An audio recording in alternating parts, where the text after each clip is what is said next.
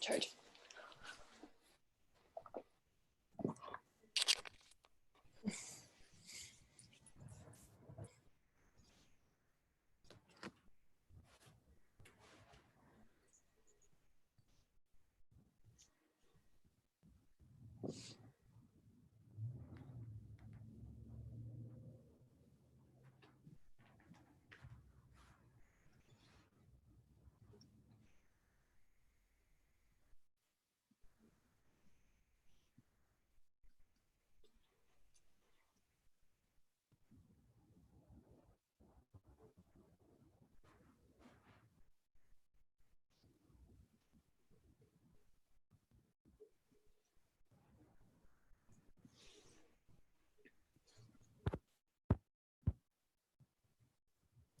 All right, great. We have a few people joining us on YouTube.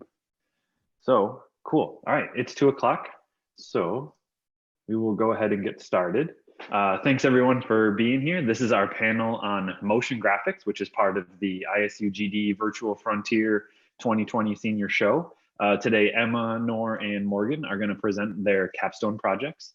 If you have any questions or if you have any comments along the way, if you're in the Zoom channel, please feel free to drop them into the text chat. If you're watching live on YouTube, please add them into the comments. And what we'll do is we'll do all the presentations, and then any questions or comments that you enter into those text fields, I'll introduce them into the conversation at the end. And for anybody who's joining us on Zoom, you are more than welcome to unmute your mic at the end and join in the discussion that way.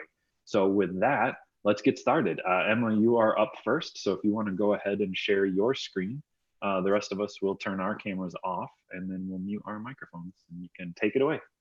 All right. Well, I'll start out with a little introduction. My capstone was a short film as a Western. So I was exploring, just wanted to use it as a way to explore classic and modern filming techniques, and then use that through making my own short film. So I'm going to show it. It's about 9 minutes long. I have a publication to go along with it, but we probably won't have time for that. So at the end, if there's more questions, I can go into more depth on everything I did to make it happen. So here is my screen, and here is the film.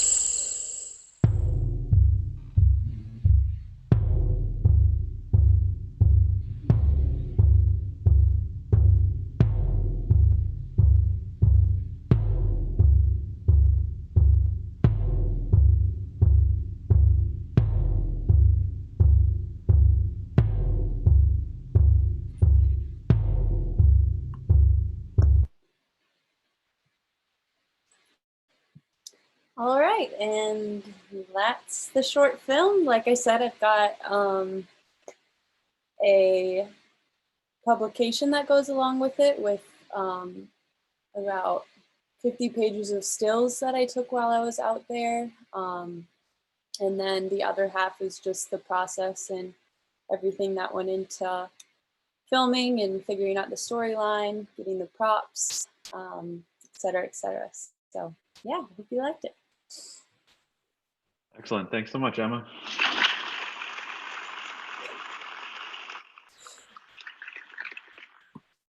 All right. So up next is Noor. So Noor, if you would like to turn on your camera and share your screen. For everyone who's tuning in on YouTube, some great questions and comments so far. We will introduce those at the end into the discussion.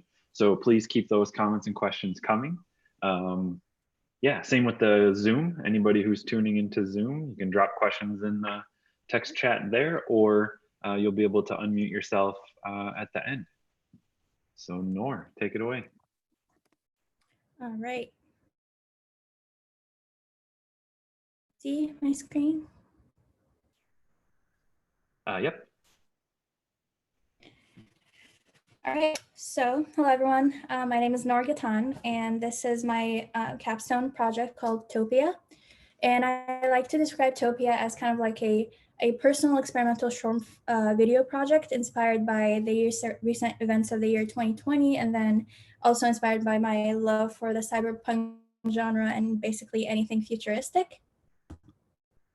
So my inspiration for this project was I definitely knew I wanted to make something futuristic from the second I realized that capstone was a thing. I've always kind of been inspired by movies and video games and a lot of concept art that goes into those things. And then also with that, the events of the year 2020, I wasn't sure what I was going to do by the beginning of this year. But then with the kind of like the progression of everything, I was like on social media, I was seeing a lot of people talk about how it seems like we're in a simulation and how everything that's been happening like recently in this year just doesn't feel real.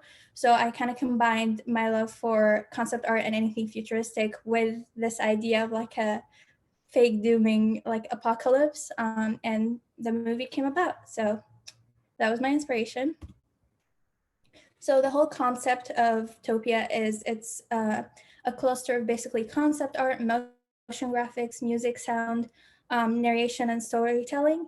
I basically just wanted to combine a bunch of things that I love and a bunch of things that inspire me, and also a bunch of things that I want to improve on to maybe follow a career path in the future. And this seemed like the perfect opportunity to combine all of these together and do this project basically. And then this is what you see at the bottom is the storyline of the movie, but you don't need to read it because it will be on the movie. I just thought to include it just in case. So the whole concept of the video is basically concept art visuals of different cities around the world. Hopefully you'll recognize each city. It's basically visualizing the progression of how I imagine an apocalyptic event slowly taking over the universe and the world, basically, revealing a fully apocalyptic world by the time we reach the visuals of the last end city of the movie too. So the cities that I included are New York, London, Rome, Tokyo, Paris, Cairo, and Sydney, and hopefully you'll try to visualize and see and know what city is in what part of the movie based off of the visuals. So I'm gonna play the movie right now. It's about 2 minutes and 30 seconds long, and yeah.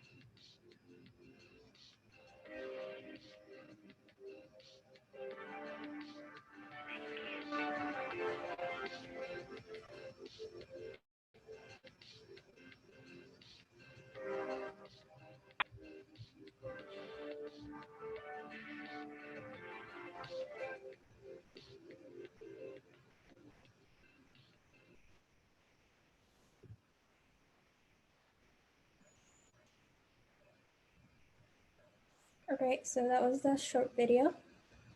And I'm gonna go into more of the process of the making of the video. I started by making a bunch of different, I think it was 8 pieces of concept art, and then I combined them together for the final video using After Effects. And while making the concept art, I obviously knew I wanted the same style for each piece kind of as it was showing, which I tried to establish by the illustration style and the overlays and the colors. But I also wanted to make sure that I was trying diverse techniques and diverse images for each of the pieces so that it doesn't get too repetitive. So I try to choose different perspectives of images and stuff and include them. And then I would go in with my tablet and illustrate lighting and brushes and any kind of atmospheric elements that I needed. And yeah, this is the last one. It has the most images because obviously I wanted to put a lot of tiny tidbits in that final shot to kind of convey a more mundane life despite the scenery. So yeah, for the branding, the name Topia came from the word utopia, which is extracted from the Greek word topos, which means place. So obviously I was heavily inspired by both a utopia and a dystopia, which most people are more familiar with, but they all each a utopia is a positive thing, and then a dystopia can be a negative thing. So I didn't want that connotation with my video. I didn't want to portray this world as positive or negative. I just kind of wanted the viewer to decide for themselves as they were watching. So that's why just the suffix topia was perfect for this, because it means just a place. And this is what this is. It's a place. And then for the branding, I chose these 2 fonts, so Rockwell and American Typewriter. Obviously, I wanted the video to be kind of a message from the past to the future or some sort like that. So I tried to choose typefaces that were kind of futuristic, but also would be typed on a typewriter and sent as a vintage retro message. So that was the thought behind these fonts.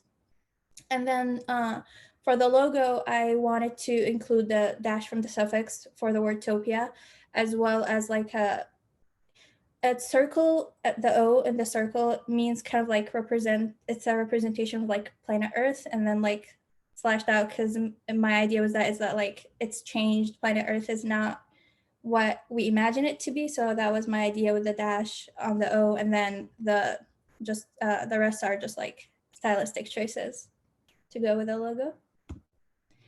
And then, so eventually I do want to put this on my website, and I wanted this to kind of be the banner that starts at the top, and I wanted to include the story in it, but I didn't want you to get the full story from just the top part. I wanted you to watch the video. So that's why I kind of scribbled over some of the words. So it seems there is a story, but you still have to watch the rest of the video to get the fullest story. And then here is some posters. I did want to also kind of brand this project since it's like the furthest it can be from branding. So I did want to include like posters and a logo and to go with like everything. And yeah, this is my project, Topia. Hope you liked it. Thank you so much. That was great, Noor. Thank you.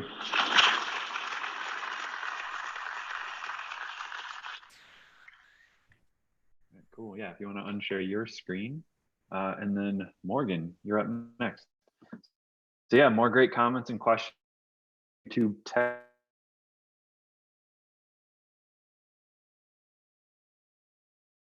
at the end once we transition into the discussion. So yeah, Morgan, if you wanna share your screen. Okay. Right.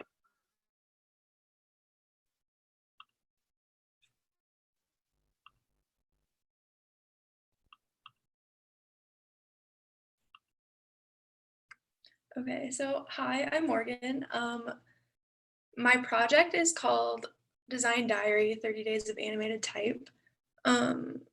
So basically what that means is I struggle a lot with designing for myself, and it's really hard for me to just sit down and create something unless I like have a reason or like a plan set out already.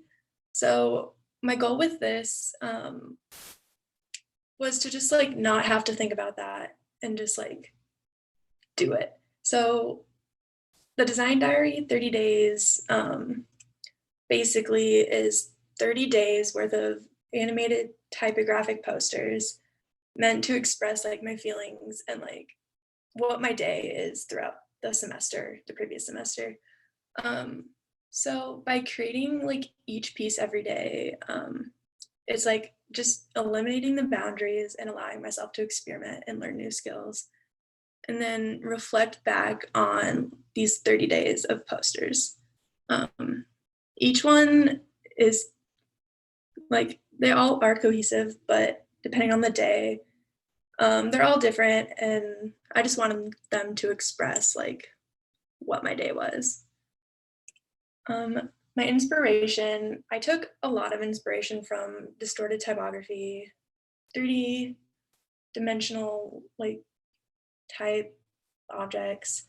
And then I knew I wanted it to be all black and white because contrast is a really big thing to me, and I love it.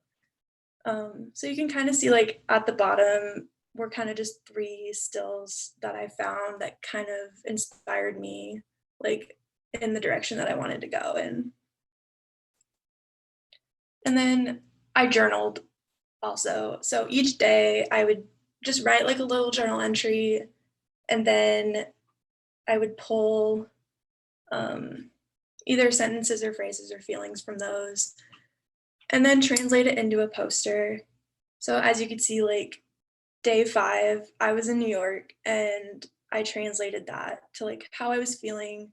And my first impressions of New York were kind of interesting. So that's kind of how the day 5 poster translated. And then here are all 30 posters. These are just stills of the 30, but starting in the top left, you can, it starts at day 1, and then the bottom right is day 30. So you can kind of look across and then see what each day kind of symbolized. Yeah, I don't know, like they're all pretty different, but in a way, like I feel like they're all pretty cohesive and just kind of work well together.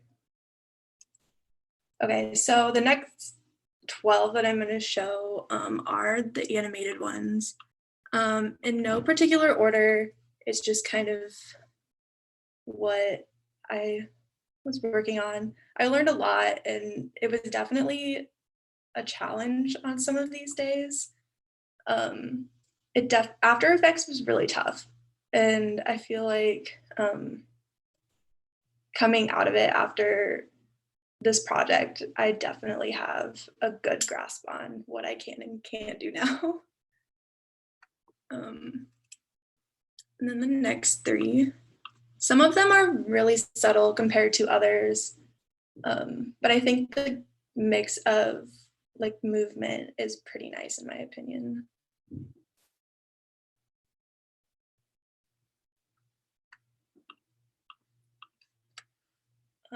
I looked at a lot of YouTube tutorials too. That definitely helped like teach me these effects. Because on day 9, which is the really far right poster, I had no idea what I was doing with this one.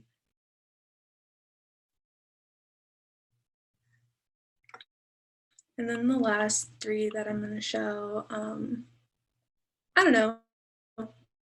It was definitely fun. I'm glad that I pushed myself to do all 30 days, even though they weren't consecutive. I definitely missed a couple days here and there, but I feel like my results definitely paid off. And then, yeah, a lot definitely happened this last semester, so I'm glad that I do have all of these posters to look back on and then just reflect on how everything was. And teaching myself After Effects definitely worth it. And that's it. That's great. Thanks, Morgan.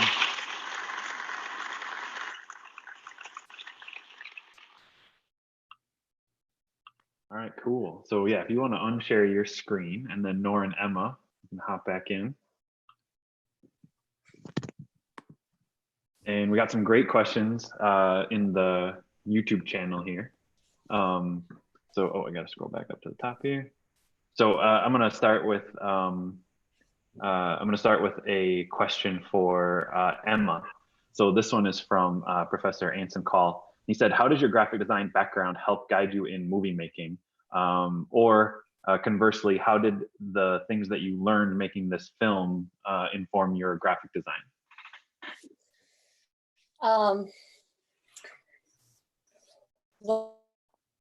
Well, I think that generally with photography and videography, having the skills that I've learned through Iowa State have been like very broad, as much as like composition and framing and figuring out how to piece together stories. It kind of reminded me as I was working on this project of making an editorial, how you have to choose certain images in line with other ones in order to keep the story flowing.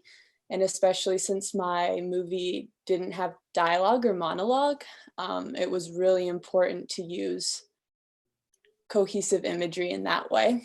But then on the side of things that I didn't show you, I had pieced together a whole publication. And so this past semester, I've been thinking of pursuing more of the film world and trying to figure out how I could get my foothold in there. So I made sure to make a lot of branding elements to go along with the movie so I could potentially get my foot in the door that way instead of jumping in as a director. Sure. Yeah. Nice. All right. So this one is for Noor, and this was from ISUGD alum and Professor Hyun Lim. He said, "Have you been to all of the cities in your motion graphics before?" I have only been to one, which was Cairo. I was gonna include more that I've been to, but I tried to choose ones that were like more noticeable, and the ones I've been to weren't like as noticeable as the ones I've chosen. So that's why I chose the ones that I've chosen. But I have been to Cairo, which was like the one with the pyramids. So Nice. And did that how did that affect your process, having been there or not been there in the different cities? Basically having to like learn about them from afar. yeah, so I just like from the beginning, I knew I wanted to choose something that's like completely like noticeable and known. So like even if you like, because obviously like my images are so distorted from like the reality of each of those cities. So I just wanted to make sure that like if you look at one of them, you're like, yes, this is, I know what this city this is. And then I use that like obviously from what I view as like the landmark of each city that I, even if I haven't been to them, I know like the Eiffel Tower is the biggest in Paris. So like that probably would be like the best landmark to use. And yeah. Yeah, great. Okay, Morgan, this one is for you. It said, would you, this is from Ani. She asked, would you say that your design diary has helped you develop a style when it comes to working in motion graphics? Yeah, I definitely, the more days I went through it, I definitely realized like what I like and what I don't like. Um, Definitely like image base is more what I would prefer in my style over just like the text, which is something I never really thought of before. Sure. Nice. All right, so Emma, back for you. This is a comment from Professor Sherry, or she says, makes me want to visit the Badlands and watch a Tarantino movie. Beautiful cinematography. And I had a very similar reaction when those first type came on, and it was partially the relationship between the type and the image, the style of the image, the sound, the way all those things work together. So I was wondering if you could talk for a moment about your cinematic influences and what kind of drove you to choose this, like the aesthetic approach that is very clear and consistent throughout. Yeah, well, Sherry knows that I broke down the Hateful Eight for like a week. I found his actual screenplay online and then watched the movie and broke it down as I was reading through the screenplay. And since he writes all his screenplays, it was really helpful for me to see how the things that he wrote translated to what was actually put in the film. And it was so encouraging to read through his screenplay and figure out that it wasn't complex at all. It was so simply put, and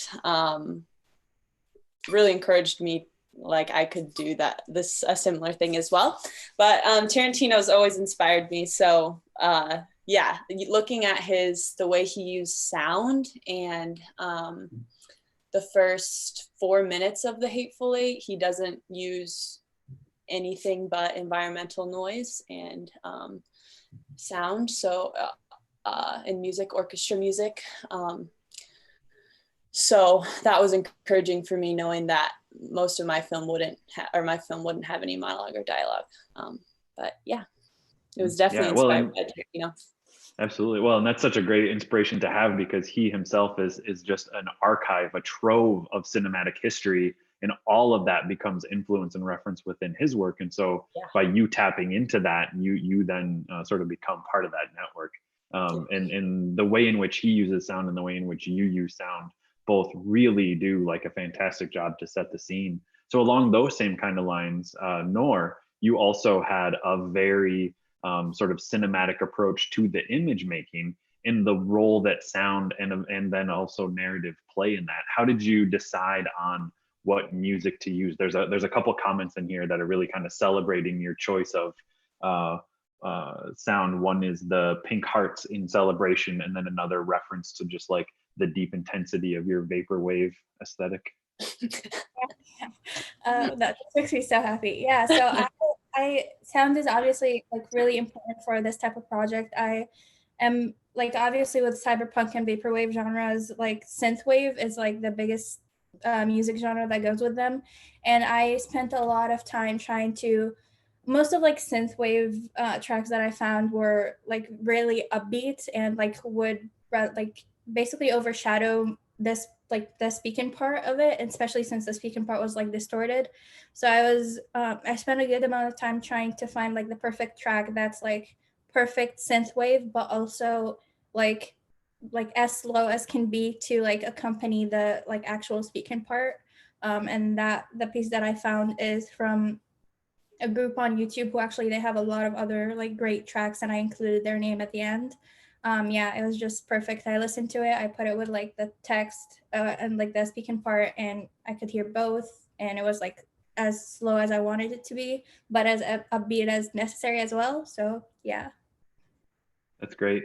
Yeah, sometimes it's tricky to find those elements that can stitch together without having them like really directly overlap. Yeah. So Morgan, there's another question in here, and this is also from Huan. He says, did you try any color experiments for your typography poster? And I guess, yeah, how did you decide on, or how did you settle on black and white as you sort of moved into determining how your diary was going to come together? Yeah, I went through so many different experiments and phases for these. I did use color many times, but the first like run of it, I did black and white. I got bored of that, so I did experiment with color, but like as I would like make more, they just weren't looking as cohesive as I wanted them to be, even though they didn't really have to be. So I like went back and made them black and white instead, just because it felt better, I guess is a way to put it. Mhm. Well, and knowing that you're going to be doing these over multiple days, the fact that they're black and white and the fact that you have a couple of like small elements really does kind of help them hold together as a system. And so this isn't really a question, but it's a comment, and it's from Stephen, and he was saying that he appreciates how looking at your pieces from like a zoomed out view essentially gives a particular perspective on like the COVID-19 situation and the transition to online learning, where like you can see that transition kind of in that work. And I think that's really cool. Yeah, and so back to you, Emma, there's a couple more comments in here celebrating your framing and the scenery and things like that.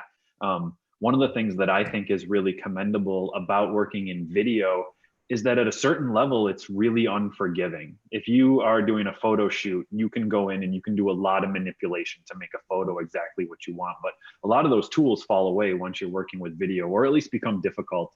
So I was wondering if you could talk a little bit about that process, like the costuming, the location, the framing, the props, because you did develop a narrative that really visually, aesthetically, and structurally over time fit together. So what was that process like? Yeah, it was a lot. And at the start of everything, Sherry was pretty real with me, and she was just like, making a whole film is quite a process. So maybe try to think of other ways, like as you're heading out to the Badlands, take photos of the entire process, so that maybe in the end that could become a project in itself. The film doesn't come to fruition since there are so many like elements, and it was just me making it happen. So that was a huge part. A big realization was how much teamwork goes into making one film. So I collected all of the props. The newspaper that you saw and the letter were things that I had made myself. And then I got stuff from Salvation Army and some antique stores around. I found a authentic Civil War jacket. That's what he wore with like the fur lining.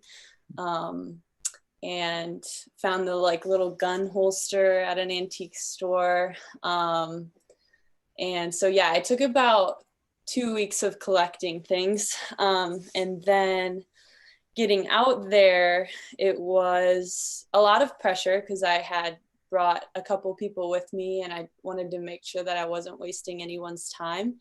But also, I just had about a page of a screenplay that I had written. And for the most part, you don't really know what to expect. I didn't have any location scouts, so I just went out there and kind of hoped the story would fall together. And after the first hour or so, it was like pretty jittery, and I felt like I was just barking demands. It started to come together, and my brother really helped me start to weed out the things that were important and not important. And by the end, I was getting all of the shots within the first take, and it felt very good and very smooth. So I can't imagine the load that a director of a feature filmmaker would feel starting a shoot day. It's like pretty intense. But yeah, for the most part, like you have to get your shots. And in the post-editing process, I just had basically everything I needed and chopped it up, because there's not a lot you can do. If you didn't get the shot, you didn't get the shot. So yeah. I hope that wasn't a ramble. No, that was great. That question was basically focused on something that Allison asked in here about like the process and the props and the costume. So thanks for that, Allison. Yeah, no, that's a great answer, but also really speaks to, you know, needing to be familiar with your technology, needing to have a bit of a plan, and also like being able to, like, as the designer or the director of the project, be comfortable sort of making sure that your vision is what gets realized.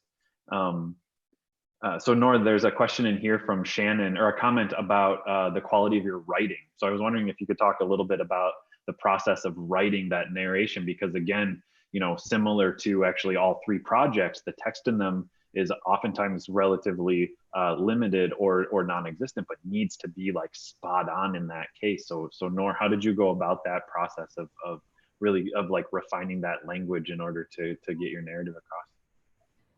So that was probably actually like the hardest part of this project, just because everything else I've tapped into before. Like I've worked with audio before, I worked with like image editing before, but I've never really like tried or worked with like actual writing.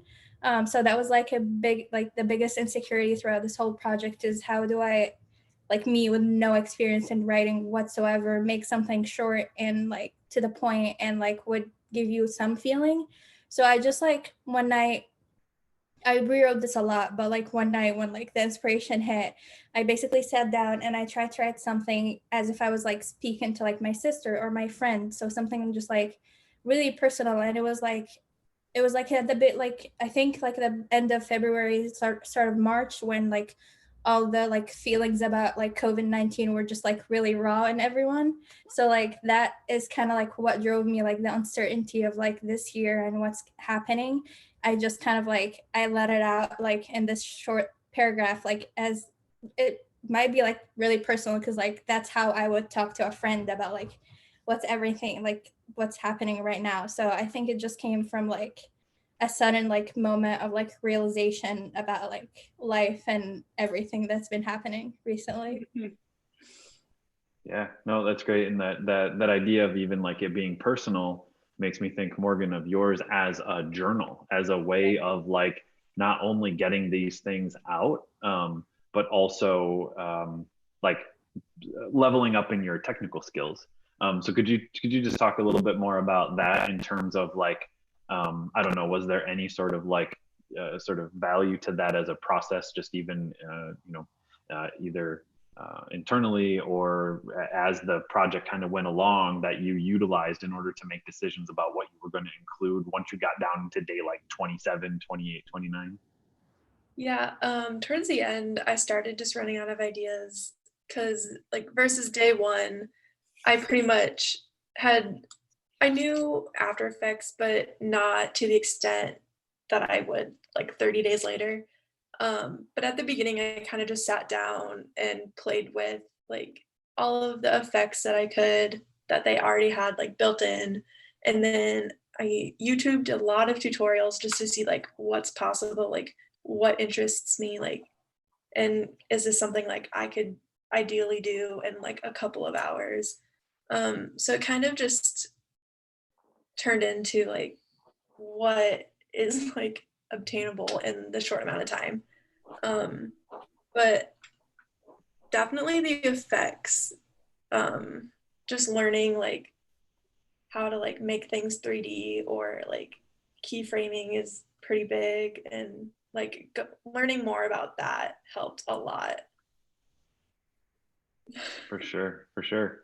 There's a really interesting like time component to these that I've sort of been thinking about as you were presenting and as we were talking, but also like in a really compelling and contemporary way. So like Emma, yours feels like it's a look at history, but done in like a contemporary way. So how did you like kind of decide to find that balance of like, I mean, there wasn't really a particular giveaway where you could be like, oh, it was like this time frame, right? Like how did you sort of settle into that space as you were developing your visuals?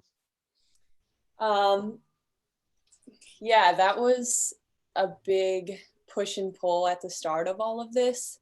Initially, I wanted to like recreate a show like Bonanza or the like late 60s TV shows that were like just super dramatic with like the whip sounds and just like the square aspect ratio. But as I got going, I started to tap into, well, my own vibe already is sort of like retro modern, and it's probably more like clean and modern than it is sort of grainy and like old school, like I was maybe gonna go for.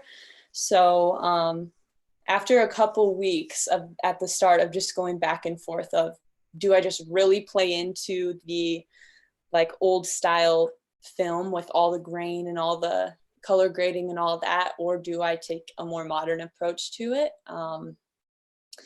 So I finally settled on that. And then as I was reading through Quentin Tarantino's screenplays, he generally just gives a lot of his screenplays are, maybe it was right after the Civil War, maybe he was leaving home, maybe he left his wife, and it's a lot of suggestion. But when I was reading through the history of the Badlands, I kind of tapped into this character, Joseph Hawkins, who had journaled what it was like to first come upon the Badlands, and he was a homesteader, and it was right after the Civil War. So that's kind of who I pegged my character after, this guy who maybe left his home in the Midwest, maybe he was in the Civil War, and he heard about the gold rush in Deadwood and was traveling through the Badlands to get there. And then somewhere along the way, he started to just have these feelings of, why do I keep running? Why do I keep leaving home? Maybe I should turn back around. So, yeah. Nice. That's where we got it. And then, Noor, a similar question. This one's actually from Huan about this idea of time and this sort of strange future that we're not sure how far in the future or how far maybe in some sort of recent past this science fiction, sort of cyberpunk era is. His question was, could you please tell us a little bit more details about why you chose Rockwell as your primary typeface? You mentioned that you wanted to have a typeface that represented something that was kind of futuristic, but also traditional. Yeah, honestly, I mean, that's just the reason. It seemed like I didn't want to use like a serif because that's obviously like very classic, and like I didn't want to portray that like kind of imagery. And Rockwell was just like the perfect in between like serif and sans serif that I just like the way it looked. Like it was almost like the American typewriter font in like the sense that it did look kind of like a typewriter font, but it really wasn't. And kind of like portrayed more of like the futuristic kind of aspects that I wanted to portray, and it was easy to read and seemed perfect. And then I also kept in mind that I wanted it to use it as like just the outline of it, like over text, like you saw in the intro. So I wanted something like with very like a defined outline too. So yeah, that's how that choice went. Nice. And then Morgan, with yours, is there anywhere that we can go to experience them, that we can like see all of them animating? So my plan is the ISUGD website that all of the seniors will have all of their projects posted on. I plan on putting all 30 up along with the journal entries so you can read about them also, and then experience animations of each 30. Excellent. That's great. Okay, so I have one question that I'm going to ask everybody. Emma, I'll ask you first, and then we'll go back around. But this is from Shannon, and she wanted to know, what was the largest learning curve for you on this project? So Emma first. I'm fairly familiar with Premiere and editing and color grading and sound and all of that. So that sort of the project was not super tricky, but I would say the front end planning and writing a screenplay and sort of all the logistics of it was an overload for me, definitely, just because it was so unknown and I'd never ever thought about writing a screenplay in my life. So yeah, and then actually like I've done like wedding videos and things like that that are a little more like fast paced and you're kind of under the control of the environment around you. So having full control over every single thing that went into this movie was also very overwhelming because it felt like a lot of decisions that I had to make all the time. So I would say that that was probably the biggest learning curve. Sure. Yeah. How about you, Noor? Yeah, it's a lot of the same thing. I was already like kind of familiar with like video editing and image editing as well. But the hardest part for me was trying to make things that with the vision to like animate them somehow later.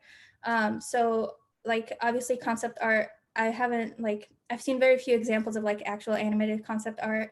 So like the idea of trying to create something and like imagining like in the Tokyo one, I think there was water, like trying to imagine as I'm making it how I would make that water like actually look like water or like a moving lake or something like that.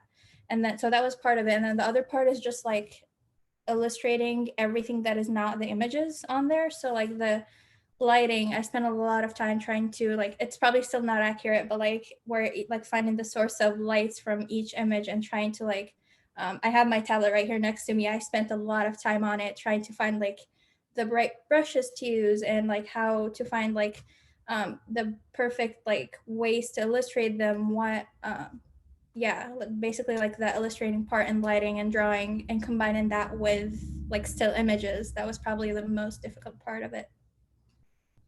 Yeah. Nice. How about you, Morgan? I kind of have two, I feel like, because definitely like learning different, like almost 30 different like animations that I could do, but also like I struggle with being a big perfectionist. So trying not to go back and like change posters or if I don't like them or like wanting to like completely like start over from the beginning for like the 30 days. That was probably really tough for me to like just step back and be like, okay, this is done. Mm-hmm. Yeah, nice. So Emma, how can people watch your video if they want to see it again? I'm gonna make a couple more tweaks. Of course, it's never finished, but I will definitely have it on the website, and I'm trying to figure out the best form to publish it because I don't want copyright things with the Johnny Cash song at the end. I'm a little worried about that, so I would say I'll boost it on my social medias once it's out there on either Vimeo or YouTube, but one of those probably. Okay, great. And then Noor, actually, Joey said that he likes your aesthetic so much that he would love to see it as an open world video game so that he could dive in further. What kind of like have you thought about like potential next steps for this type of an approach for yourself within your own work or within the kind of work you want to go after? Yeah, definitely. So like the dream career path for me would be something like either like in the movie or gaming industry. Even the way I chose this style for this project is because I used to do like multimedia photo manipulations like back way before high school, and that was like my imagination with that was to like make book covers as well. So that's kind of like the hope. My like ultimate dream in life is to work for Naughty Dog, which is a company that made the game The Last of Us, which is like the biggest inspiration for this. So yeah, I tried to make something that would also like help me in that aspect of like working on movies or video games, but also like that's why I branded it, because I also like I love branding and like making logos and posters and stuff like that. So I definitely tried to combine both of these to hopefully make something that will help me in the future. Nice. And I think that's something that comes through in all three of these projects is this idea of like how everything holds together through content, message, meaning, and sort of the goals that you were trying to get to. So that kind of brings us to the end of the questions and the comments in the YouTube. So I just have one more question that I want to ask each of you, and I'll start with you again, Emma, which is looking at how you worked on your final capstone and the project that you came out with, sort of on this really fantastic spectrum that all three of your projects represent, all the way from like filmmaking through motion graphic video manipulation to something that's like much more motion graphics. what advice would you give to like sophomores and juniors in the graphic design program who are interested in this kind of work?